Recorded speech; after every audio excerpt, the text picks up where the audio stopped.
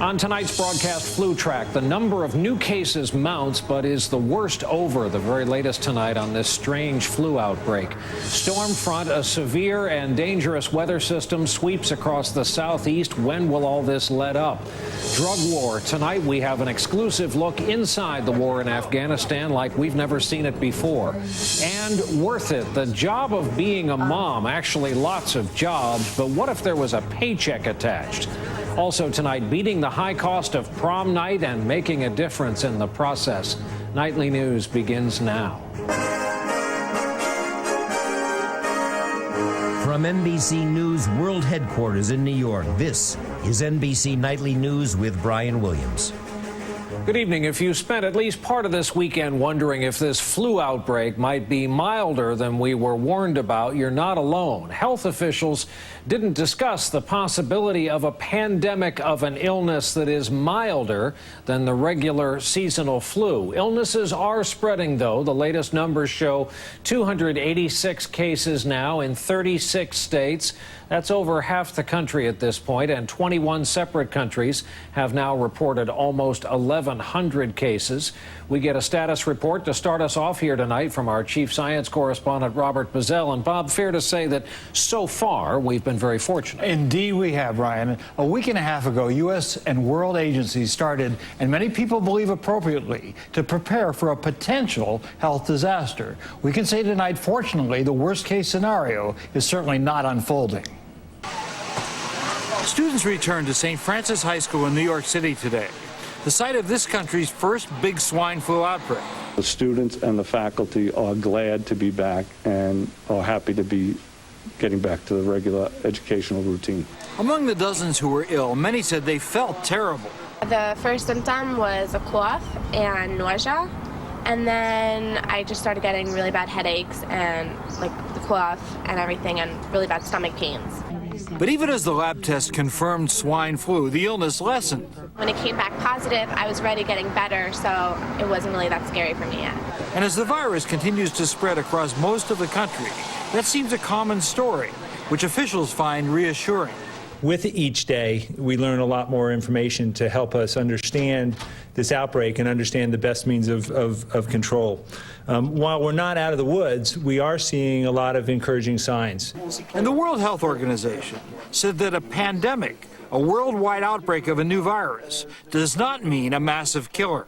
It's understandable that people have made that association, and it's important that people understand that even if we go to phase 6, that does not mean we're going to have a severe pandemic. We may have a very mild pandemic. Even in the hardest hit country, the outbreak seems to be leveling off. I'm Kerry Sanders in Mexico City, where today the Secretary of Health indicated the worst is over.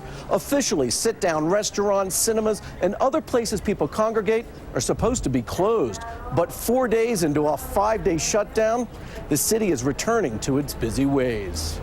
And in the U.S., several states are deciding not to close schools, even if there is a suspected case.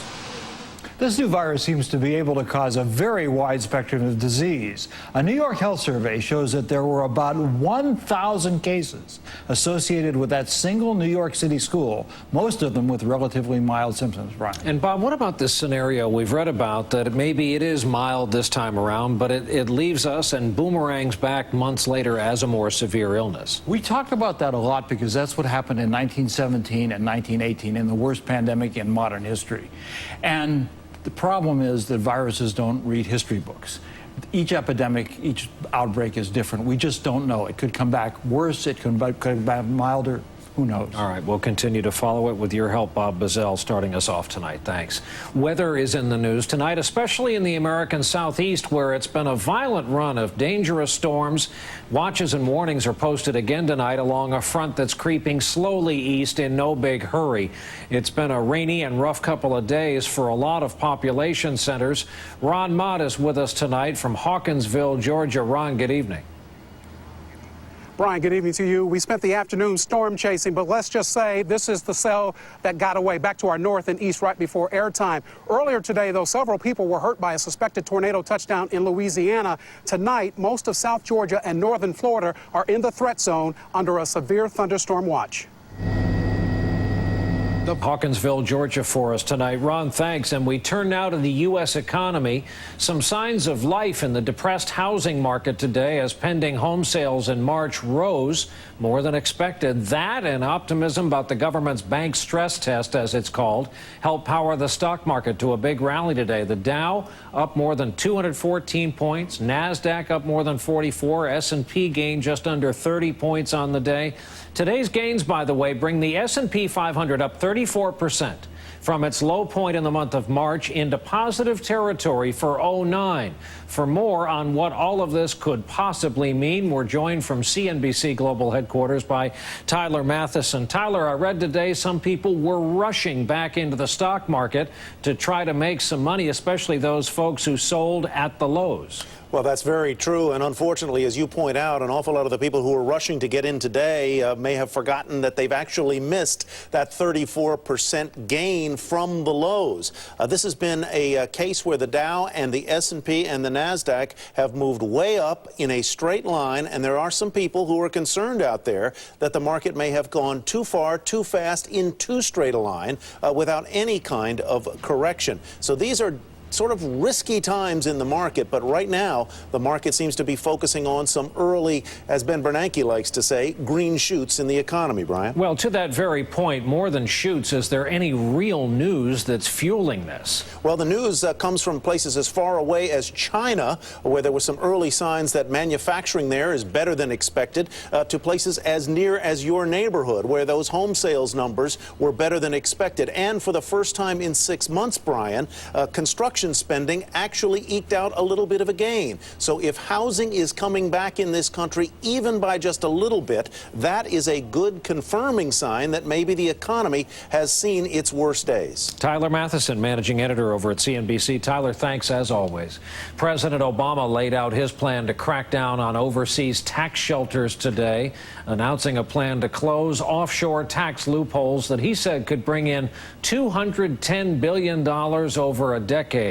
The plan still has to make its way through Congress, however. Later this week, the president will meet with President Karzai of Afghanistan, who's up for re-election this summer. The war in that country hasn't been going well, and there's now a new push by a special joint team of U.S. and Afghan forces.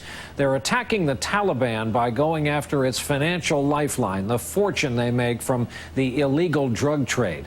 Tonight, we have an exclusive look inside the fight with our own Jim Maceda reporting from the front lines.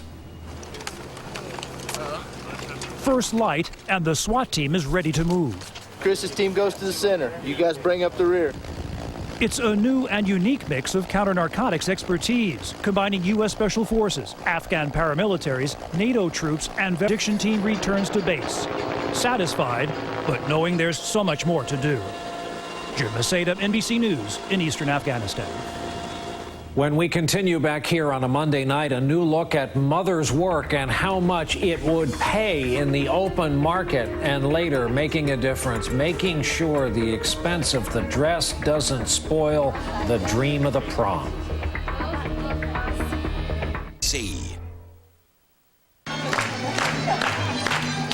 A day to dance and celebrate Latin culture on the eve of Cinco de Mayo. Kids at a Lamb charter school in Washington today had Michelle Obama to cheer them on. The First Lady also answered some questions from the students, like what surprised her the most about life in the White House, to which she replied, by the way, "I didn't know I would have this much fun." First Lady has said repeatedly her number one job, as she sees it, is being a mom. And for all moms, that's an occupation that requires a staggering amount of work. And yet, how would that job pay if someone sat down and tried to figure out what it's worth in terms of actual compensation? Our report tonight from NBC's Amy Robach. Did you get a new haircut? Yeah. Nancy Nelson has a full-time job as a teacher's aide at a Newton, Massachusetts elementary school. ABC News, Newton, Massachusetts. By the way, for all the moms and others curious about the compensation value of all the work that the job requires, there's a calculator you can link to that will do just that. We've put it on our website, nightly.msnbc.com. When we continue here along the way this Monday night, who was that horse anyway? What's next for the Kentucky Derby come from behind winner?